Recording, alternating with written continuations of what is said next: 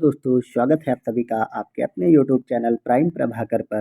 दोस्तों, हमने पिछली वीडियो में देखा था लूसेंट के पहले चैप्टर को, भारतीय इतिहास के स्रोत, जिसमें हमने धर्म ग्रंथ, ऐतिहासिक ग्रंथ, विदेशी यात्रियों के विवरण और जो अभिलेख वाले साक्ष्य थे, पुरातात्विक साक्ष्य, उनको देख लिया था। आज हम उसके दूसरे चैप्टर को देखेंगे, प्रागैतिहासिक काल। चूँकि ये थोड़ा-सा छोटा चैप्टर है, तो हम एक और चैप्टर सिंधु घाटी सभ्यता को भी देख लेंगे। और वहीं से सबसे ज़्यादा सवाल बनते हैं। तो चलिए हम देर न करते हुए शुरुआत करते हैं। और मैं इस चैप्टर की शुरुआत करूं इससे पहले, आपने अगर पहला वीडियो नहीं देखा है मेरा, तो आप पहला वीडियो जाकर ज़रूर देखें, जिसका कि लिंक आपको डिस्क्रिप्शन बॉक्स में मिल जाएगा। ठीक है। और हमारे जो भी साथी आर की तैयारी कर रहे हैं यूपी के, वो हिंदी के वीडियोस देख सकते हैं। मैंने पूरी हिंदी कराई है और अभी भी वीडियो करा रहे हैं। इसके अलावा हम सारे प्रीवियस ईयर के क्वेश्चन भी देख रहे हैं हिंदी के और जीएस के, वो भी आप चैनल में जाके सर्च कर सकते हैं, आपको मिल जाएगा। तो चलिए हम अब शुरुआत करते हैं इस वीडियो की। ठीक है, तो हमारा चैप्टर है प्रागैतिहासिक काल। मैं आपको प्रागैतिहासिक काल कराऊँ इससे पहले मैं आपको थोड़ा सा बेसिक इन्फॉर्मेशन इसके बारे में देना चाहूँगा। वो हमारी बेसिक इन्फॉर्मेशन ये है कि 3 प्रकार के काल हुए। एक तो प्रागैतिहासिक काल, एक हुआ आद्य ऐतिहासिक काल और एक हुआ ऐतिहासिक काल। तो आपको ये जानना है कि इन तीनों में क्या-क्या डिफरेंस है। प्रागैतिहासिक काल वो काल होता है जिसके हमें कोई भी लिखित साक्ष्य प्राप्त नहीं है। आपको याद रखना है कि लिखित साक्ष्य प्राप्त नहीं है। यहाँ पे अगर लिखित शब्द हटा देंगे तो हमें साक्ष्य प्राप्त हैं।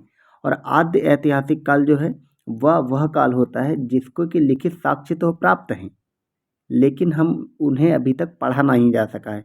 जैसे जैसे हड़प्पा सभ्यता या सिंधु घाटी सभ्यता, क्योंकि सिंधु घाटी सभ्यता की लिपि अभी तक पढ़ी नहीं जा सकी है। और इसके बाद आता है ऐतिहासिक काल।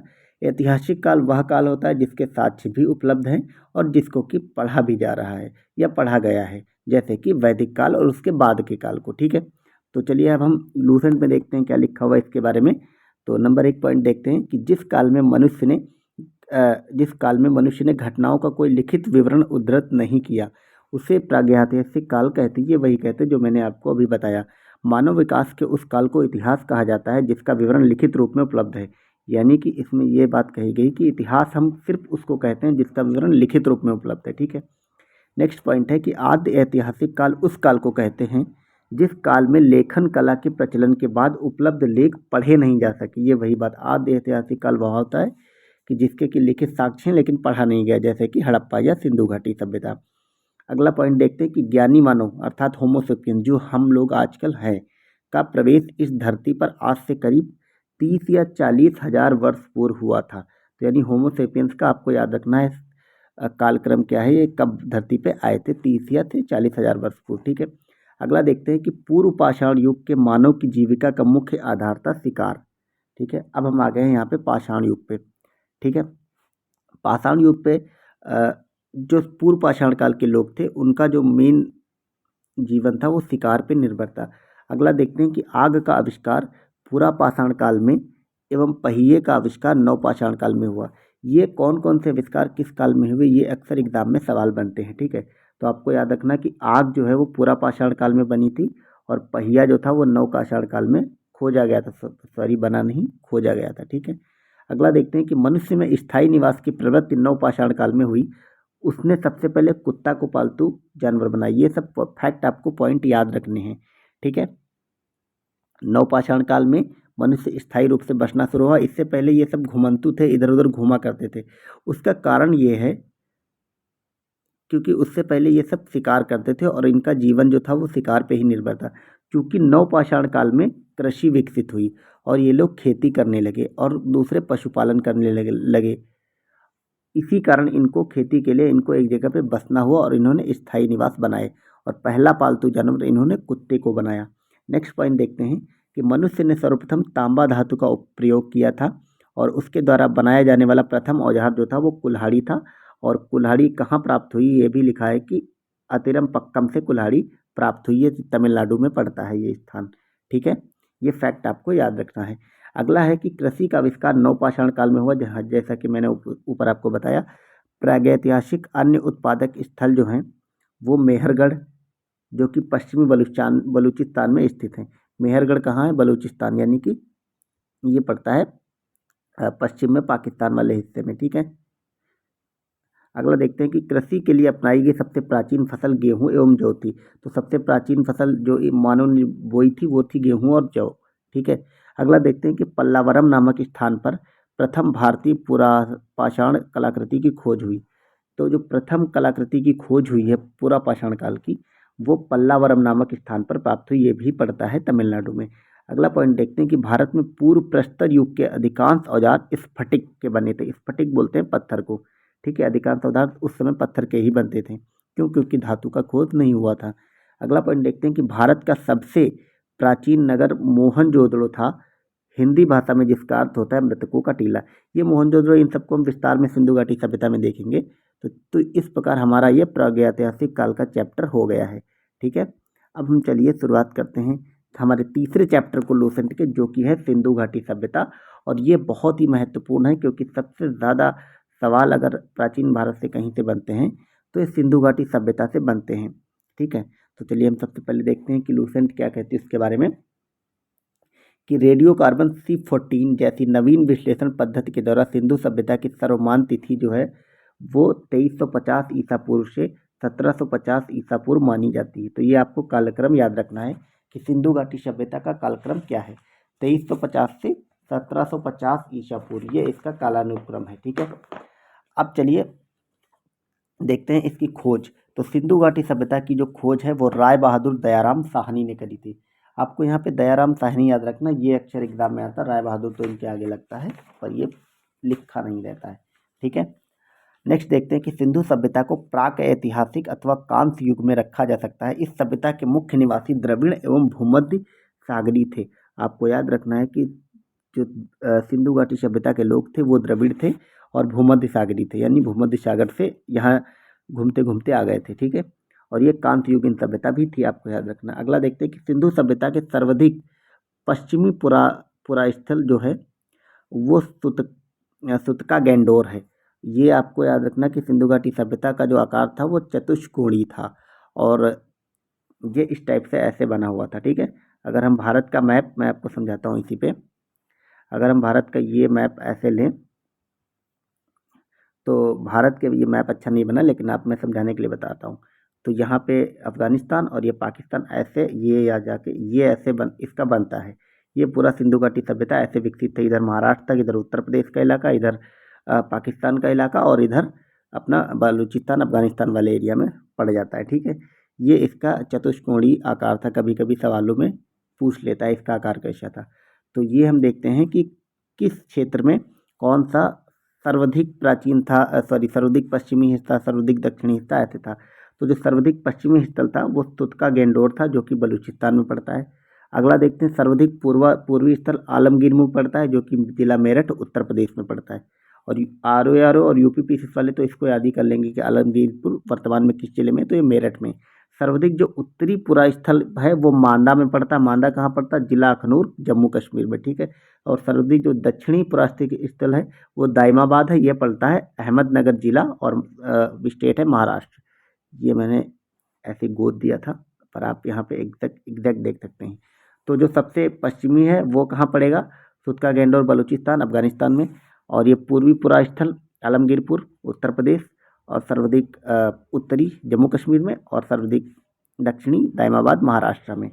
अब हम अगले पॉइंट पे आते हैं और देखते हैं कि सिंधु सभ्यता या संधव सभ्यता नगरीय सभ्यता थी। ये तो आप सबको पता होगा, आपको याद रखना है, ये नगरीय सभ्यता थी।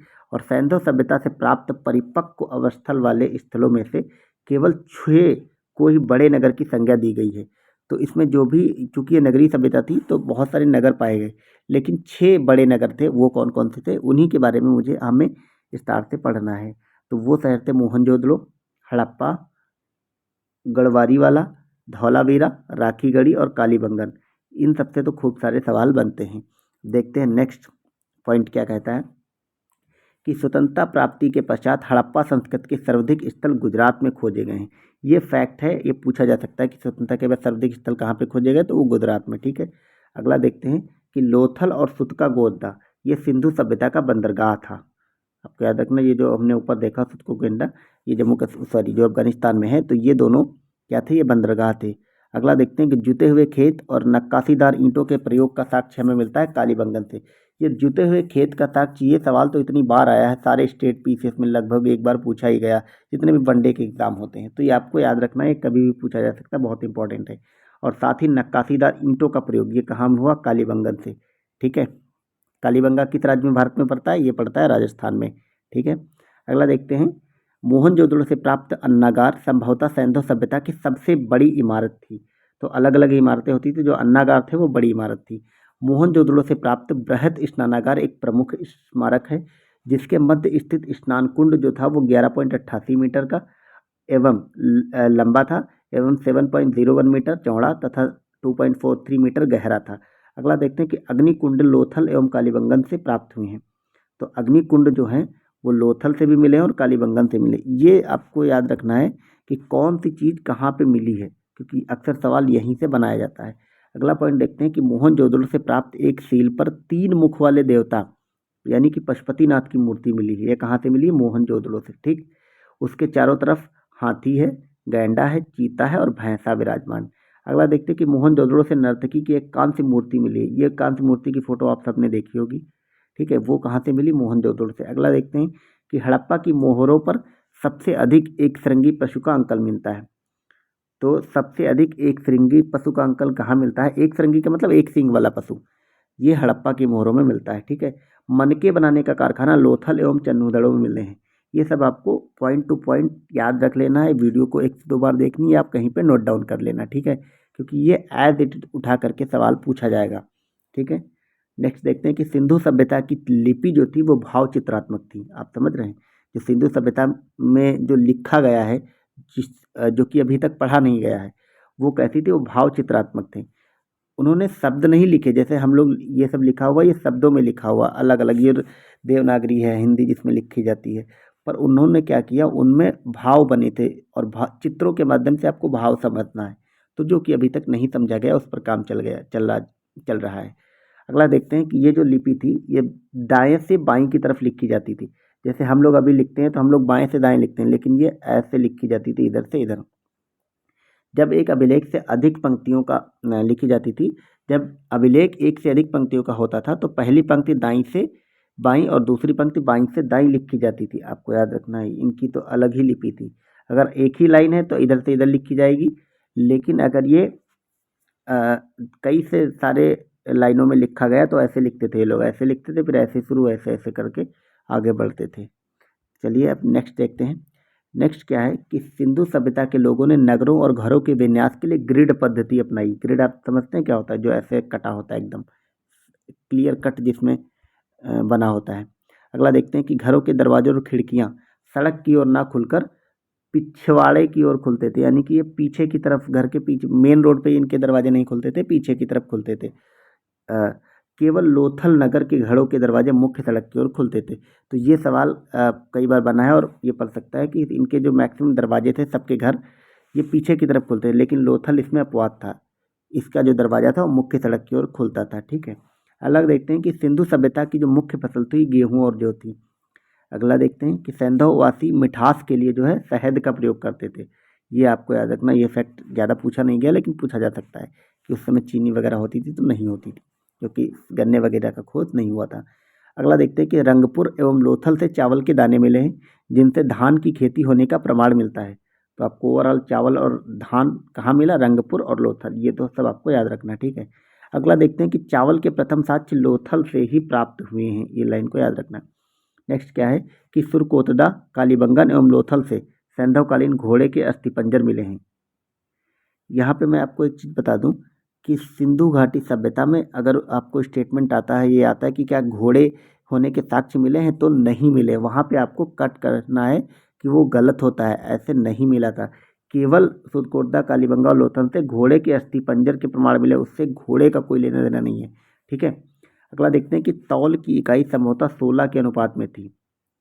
आप समझ रहे हैं, तौल की इकाई किसके अनुपात में? 16 के अनुपात में। अगला है सिंधु सभ्यता के लोग यातायात के लिए 2 पहियों एवं 4 पहियों वाली बैलगाड़ी या भैंसा गाड़ी का उपयोग करते थे। खैर ये इतना इंपॉर्टेंट नहीं है। अगला देखते हैं कि मेसोपोटामिया के अभिलेखों में वर्णित मेलुहा शब्द का अभिप्राय सिंधु सभ्यता से ही है। मेसोपोटामिया में एक मेलुहा शब्द वर्णित है, तब उसका मतलब है सिंधु सभ्यता, यानी कि सिंधु सभ्यता के टाइम पे हमारा मेसोपोटामिया तक से व्यापार होता था, तभी ये लोग हमसे परिचित थे और हम उनसे परिचित थे। अगला है पॉइंट है कि हड़प्पा संभवतः हड़प्पा संस्कृति का शासन वणिक वर्ग के हाथों में था, यानी व्यापारी वर्ग इसका शासन करते थे। अगला है कि पिग्गट ने हड़प्पा और मोहनजोदड़ो को एक विस्तृत साम्राज्य की जुड़वा राजधानी कहा है। ये इंपॉर्टेंट है, ये पूछा जा सकता है कि हड़प्पा एवं मोहनजोदड़ो को एक विस्तृत साम्राज्य की जुड़वा राजधानी किसने कहा है, ये पूछा जा सकता है। तो ये कहा है पिग्गट ने, आपको याद रखना, पिग्गट एक इतिहासकार हुए हैं, उन्होंने कहा। नेक्स्ट पॉइंट है कि सिंधु सभ्यता के लोग धरती को उर्वरता की देवी मानकर उसकी पूजा किया करते थे। ठीक है,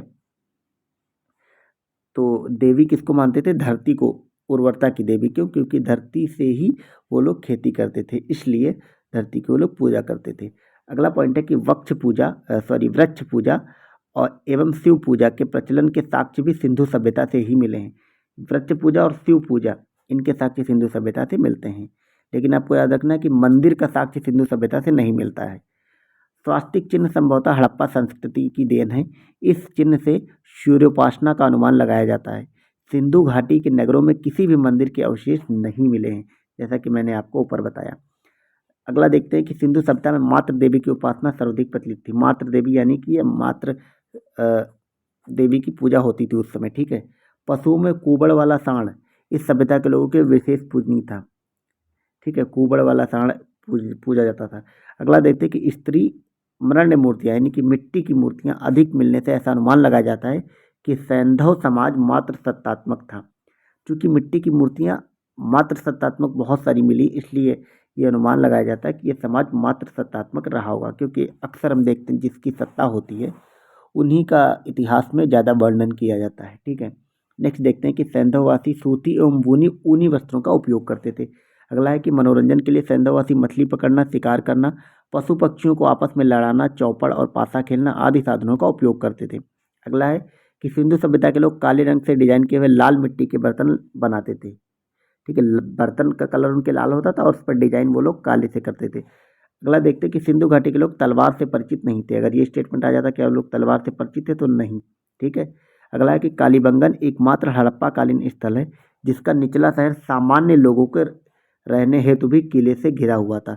ये मैं आपको थोड़ा सा बता देता हूँ कि सिंधु घाटी सभ्यता का डिज़ाइन क्या था कि वहाँ पे एक शहर तो होता था ऊंचाई पे। ठीक है, एक शहर मान लो यहाँ पे बनाए, तो और बहुत सारे छोटे छोटे शहर नीचे बने। नीचे मतलब वो जो ज़मीन थी वो ये ऊपरी ज़मीन पे थे और ये सब निचली ज़मीन पे होते थे। तो जो लोग शासक वर्ग थे या पैसे वाले या जो अमीर लोग थे, ठीक है, वो सारे के सारे ऊपर बैठते थे, सारी ऊपर वाले घरों में रहते थे। और जो गरीब लोग थे या निम्न जातियाँ तो उस समय नहीं थीं, लेकिन जो निम्न लोग थे वो सब नीचे वाले हिस्सों में रहते थे। लेकिन इसका अपवाद जो है वो हमें कालीबंगन में मिलता है, ये आपको याद रखना है। ठीक है, कि ऐसा कहाँ पे नहीं होता, तो कालीबंगा में। अगला देखते हैं कि पर्दा प्रथा एवं वेश्यावृत्ति सैंधव सभ्यता में प्रचलित थी। ये आपको याद रखना है कि पर्दा प्रथा और वेश्यावृत्ति सैंधव सभ्यता में भी चलती थी। अगला देखते हैं कि शवों को जलाने एवं गाड़ने दोनों प्रथाएं प्रचलित थी।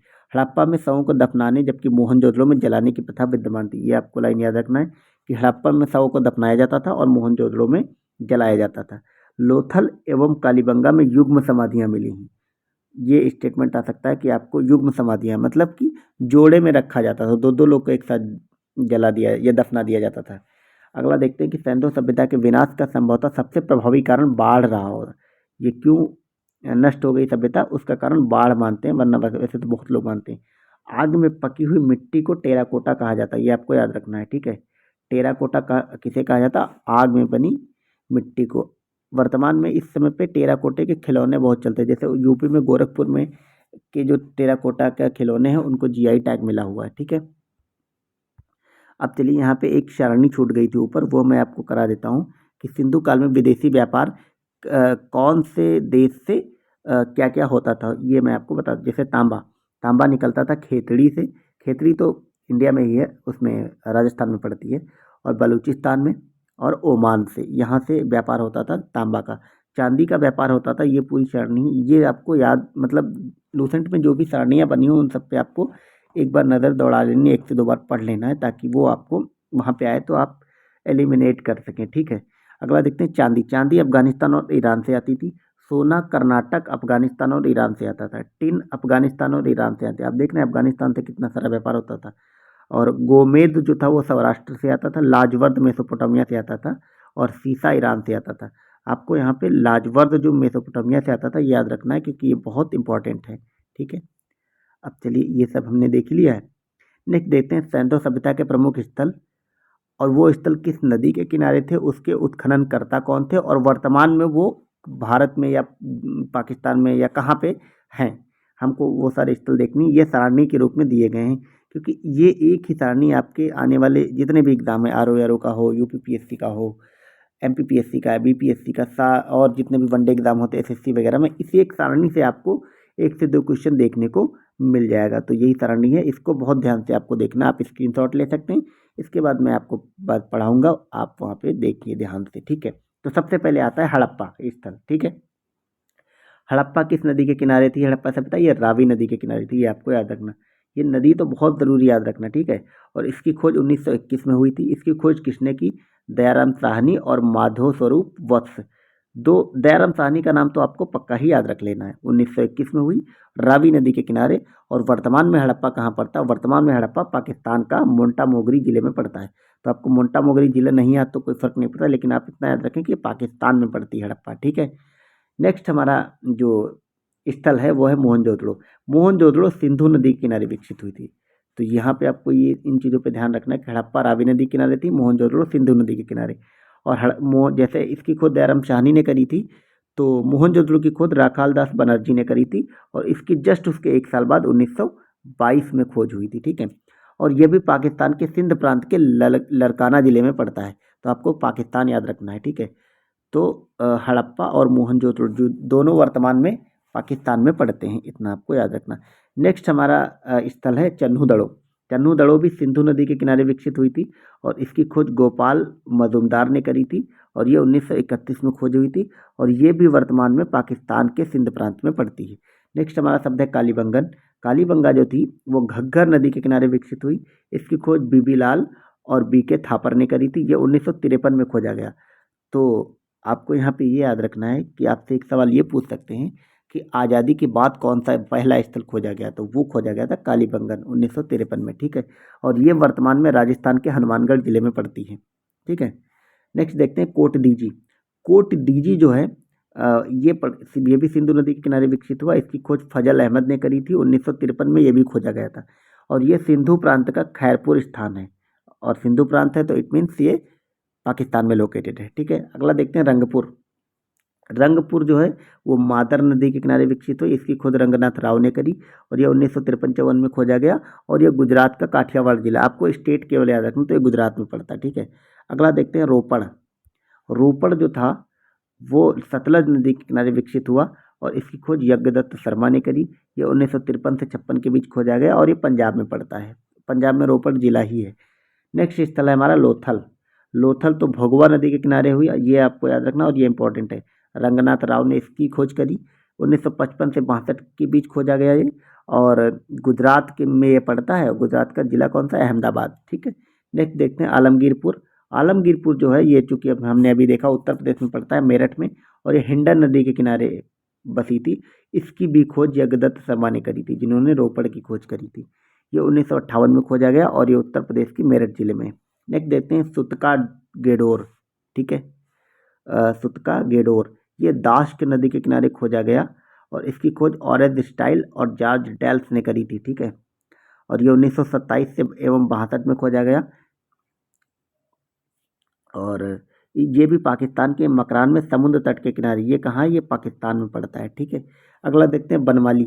बनमाली रंगोई नदी के किनारे थी, और ये रविंद्र सिंह बिष्ट ने इसका खोजा 1974 में। हरियाणा के हिसार जिले में पड़ता है बनवाली, आपको याद रखना है। धौलावीरा जो कि 1990 में खोजा गया, रविंद्र सिंह बिष्ट ने करा। ये किसी नदी के किनारे विकसित नहीं हुई थी, आपको याद रखना है, और ये भी गुजरात के कच्छ जिले में पड़ती है। इस प्रकार हमने लगभग के सारे ही सिंधु घाटी सभ्यता के स्थल देख लिए। हमारा जो नेक्स्ट चैप्टर है वहाँ वो हम नेक्स्ट वीडियो से शुरुआत करेंगे, और वो हमारा वीडियो होगा वैदिक सभ्यता का। ठीक है, और इसी प्रकार आगे बढ़ते हुए हम पूरी लूसेंट को कवर करेंगे। पहले हिस्ट्री, उसमें प्राचीन, मध्यकालीन, फिर मॉडर्न, उसके बाद अन्य सब्जेक्ट्स को देखेंगे। ठीक है, तो आप वीडियो को देखते चलिए और कमेंट में आप मुझे फीडबैक देते चलिए कि आपको वीडियोस कैसे लग रहे हैं। अगर आपको यूज़फुल लग रहे हैं तो आप इसको शेयर कर सकते हैं, लाइक एंड सब्सक्राइब भी कर सकते हैं। और ठीक है, आप सब भी पढ़ते रहिए, हंसते रहिए, मुस्कुराते रहिए और ज़िंदगी को एंजॉय करिए। Bye bye.